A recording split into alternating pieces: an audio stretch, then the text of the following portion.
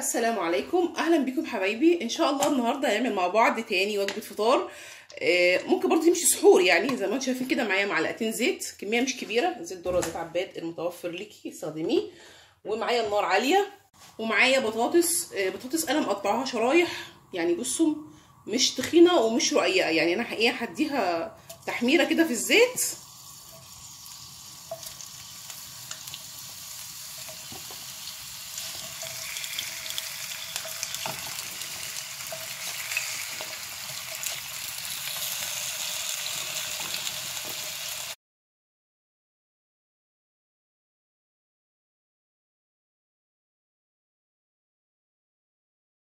وزي ما انتم شايفين معايا انا قلبتها على الناحيه الثانيه، ومعايا هنا بيضتين عليهم حاجه بسيطه ملح وفلفل اسمر، هقلبهم مع بعض يعني كله يبقى دايب في بعضه كده. طبعا هراعي الملح شويه عشان خاطر البطاطس ما عليهاش اي توابل، طعمها مالح ما تبقاش قصدي عدبه يعني.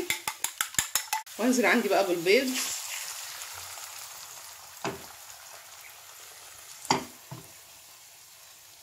انا هديت عندي النار، وهجيب عندي شويه كزبره، بحب الكزبره يعني، لو انت حابه تحطي شبت بقدونس حطي، انا هحطها بس ولسه البيض سايل كده عشان خاطر تستوي في قلبه.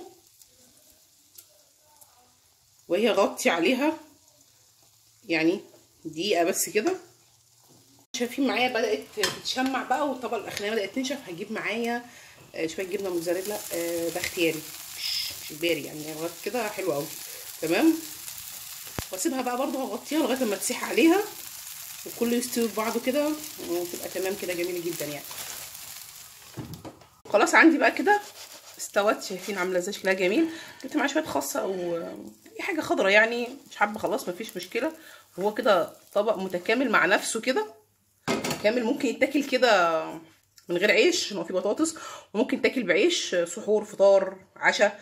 ان شاء الله لما تجربوها هيعجبكم. اشوفكم بقى على خير، او ما تنسوش برضو تشتركوا في القناه وتفعلوا الجرس عشان يوصلكم كل جديد.